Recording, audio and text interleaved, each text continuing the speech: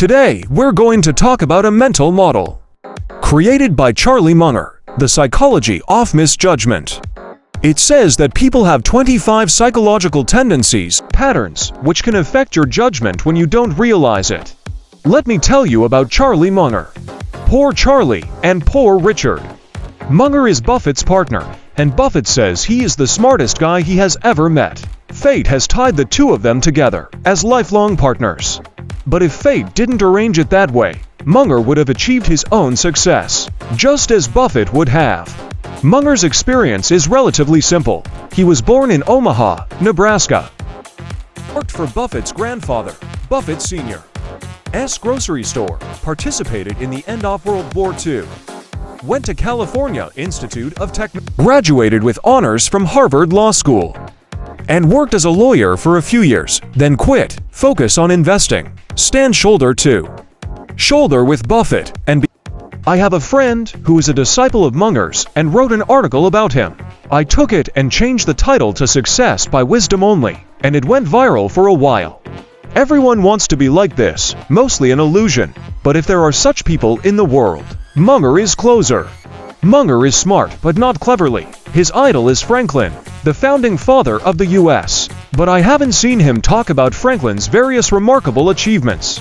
Instead, he quoted Poor Richard's almanac, which Franklin created when he was young. Franklin started from scratch and didn't have much education. He ran Poor Richard's almanac and wrote it all by himself. How is his writing level? He found the articles of authors he admired, imitated their writing methods, practiced over and over again, and practiced them like learning from each other, like sharpening. These are not shortcuts and cleverness, but stupid ways and great wisdom. Munger did the same. Munger also put his life experience and investment experience into a book called Poor Charlie's Almanac. Poor Charlie's Almanac. Did you notice that? Only the names of the middle two are different? And he is paying tribute to his idol. Years ago, Munger gave 3 lectures on the psychology of human misjudgment at his 2 alma maters, Caltech and Harvard. 15 years later, he has combined these 3 lectures into a long article. In the foreword, Munger explains why he did what he did, admitting that he knew nothing about academic psychology. The reason for the integration, processing, and republication is that these things are extremely useful to Munger. So leave something useful for future generations, my sword for those who can wield it. Why did Munger cultivate his own psychology? Because the world we live in is shaped by various misjudgments. Whether you want to avoid falling into the same misjudgment trap, want to avoid being victimized by others' misjudgments, or want to benefit from their misjudgments, first you have to know what common misjudgments are. And second, you have to have a more reliable cognitive framework. He flipped through several psychology textbooks and felt that it was useless. So he started his own way, using Franklin's way of playing, and forged psychology that worked for him. Charlie Munger's life switch. The local method has 2 major characteristics. The first is invert. To invert means that if you want to know how to succeed, you must first know how to fail. Munger does not learn success, but failure, looking for lessons from various failed decisions, and flipping over to get the leads of good decisions. He used to say, "Tell me where I'm going to die, and I'll never go there." At first glance, it sounds like a joke, but in fact, the secret of learning has been publicized. The second is crossover. This one is related to the previous one, because Munger likes to start from the opposite. Stupid people and stupidity are valuable learning materials for him. There are stupid people and stupidity everywhere, and where they are, Munger follows them and observes them carefully, unknowingly. He crossed the industry barrier and disciplinary gap. People are different from people. Some people rely on tools to do things, such as building better models, quantifying, faster, higher, and stronger. Munger is another kind of person. He does things by thinking about people. Another legendary investor, Carl Icahn, is also in this party. Carl Icahn is one of the greatest investors alive today, and his performance is no less than Buffett's, but his style is completely different. Buy a lot of stocks, get on the board, fire the CEO, pressure listed companies to reward shareowners. That's how he plays. I heard him give a finance class to Yale students and come up and say, "I don't know about computers or anything, but I know people. To understand people is to understand human nature, and human nature is incomparably complex. So this road is a dangerous road. Human nature has not changed since ancient times, so it can also be a shortcut. As for whether it's a dangerous road or a shortcut, it depends on who you are. There is a saying in Go called response without thinking, before you think about it. The chess is played, which is the consequence of the mindset at work. I understand them directly as switches, which means that when you flick these things, you have a reaction. In his Psychology of Human Misjudgment, Munger proposed 25 psychological tendencies, which are people's mindsets. I'll give you a list of the 20 you should know first, and the remaining 5, which I've attached at the end of the article. The first switch is incentives. It's a super switch. Munger says the importance of incentives can never be overemphasized. As long as incentives are useful, don't use anything else. Franklin said the same thing. Use interests rather than reasons to persuade people. The second switch is love. People desire to love and be loved, so they turn a blind eye to the shortcomings of the loved one. Obey his will, prefer what he loves, and even distort the truth. Love can push people to the top as well as the bottom. The third switch is hate. Hate and love are mirroring, and people ignore the virtues of the person they hate, and even everything associated with it, and are also willing to distort the truth. The fourth switch is to hate uncertainty. People don't want to be in a state of doubt and uncertainty. They always want to make immediate decisions. This is evolutionary, and prey that doesn't act immediately has long been eaten up by predators in evolution. It has to do with confusion and stress, and the more confused and stressed people are, the faster they want to get rid of doubt. The fifth switch is consistency. People hate inconsistency and always want to coordinate. This makes habits crucial. They are a shortcut to consistency in life. The consequence is that good habits do more with less and bad habits do less with less. If this is combined with the previous hate of uncertainty, it can lead to dire consequences, making judgments too quickly and never changing them. The sixth switch is curiosity. Human curiosity is far more than any animal. This is one side. The other side is that curiosity kills cats. The seventh switch is fairness. Don't do to others what you don't want. The eighth switch is jealousy. It's one of the oldest switches, and it must come from evolution, because jealousy between siblings is more common than between strangers. The Bible forbids jealousy of a neighbor with a donkey, but it doesn't work. Buffett even says that it's not greed that drives the world, it's jealousy. The ninth switch is for tat. Without it, humans could not have evolved cooperation. But it can also be used to manipulate people, give you small favors. You feel grateful spontaneously, and you fall into a trap. The brain instinctively wants to reciprocate, but it's not good at counting numbers. How many people fell here? The 10th switch is near Juzechi. Even if the things are only superficially linked, they will have a joint impact on people's judgment. This is why there are always handsome men and beautiful women in advertising. People like handsome men and beautiful women, and they will have a good impression of the advertised products. This is harmless, but if you have Persian messenger syndrome, the consequences are serious. The messenger who brings bad news will be killed by the Persian king, and he will never hear bad news again. The 11th switch is to deny reality.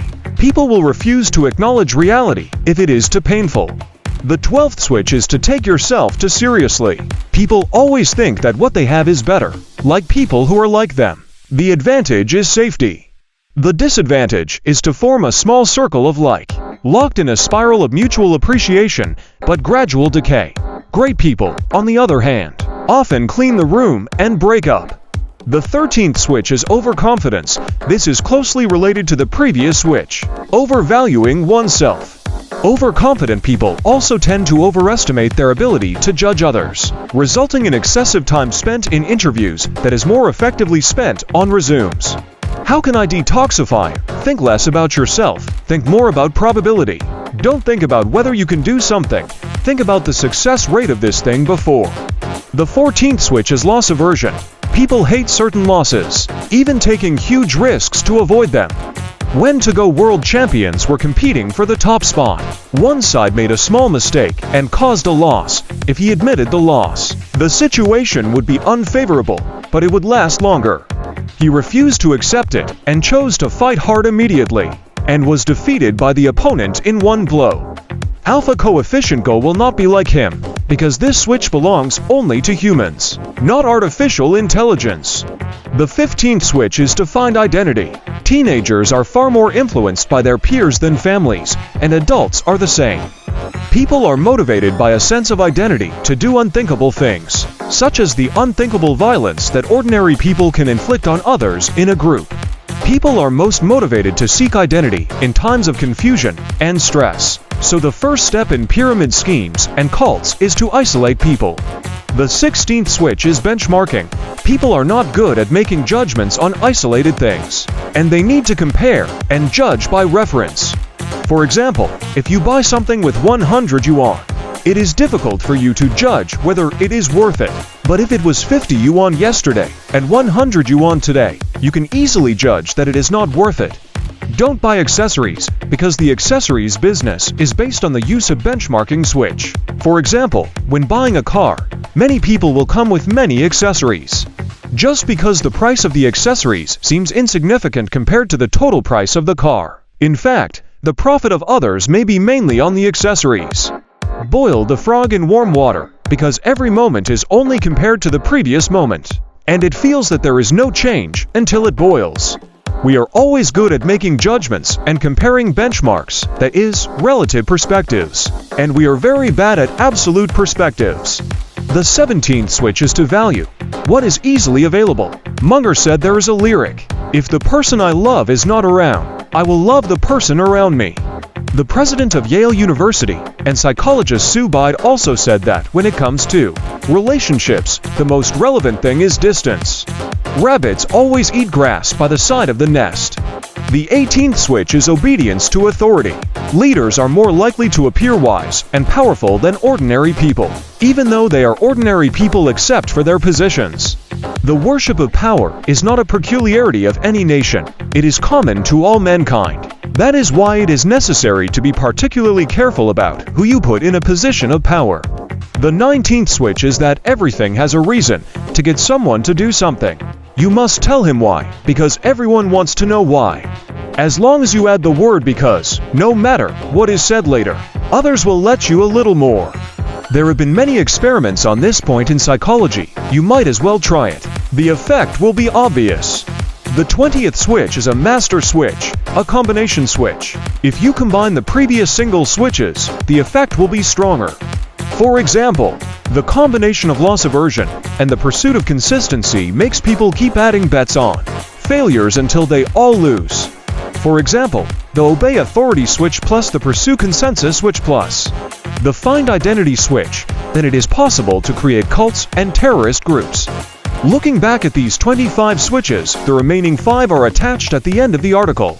Munger says that they are neither good nor bad all the time. They are shortcuts to thinking. We first have to know that people are of the same mind and the same mind. Each of us is no exception, and we are all under the control of these 25 switches. Second, remember these 25 switches, and anyone who is aware of which switch we are being controlled by actually has an antidote. The antidote for 25 switches. The antidote is nothing more than these: first, check your decisions against 25 switches at any time. Knowing is getting much better than being at a loss. Second, before making a decision, it is best to have a cooling off period to avoid impulsiveness. Third, calculating probabilities can make decisions more secure. Fourth, find the right frame of reference. Fifth, reconcile with inconsistency. Contradiction is no big deal. Sixth, always face the truth, no matter how hard it may be. In fact, most of these antidotes are directly targeted at some of the switches we mentioned earlier. The most important inquiry is, you know these switches exist, so you have a monitoring system for yourself. And you're much less likely to be wrong because of these switches. Note, these coincide with Chinese wisdom. The Analects of Confucius says that Confucius has for essentials no intention, no necessity, no firmness, and no self.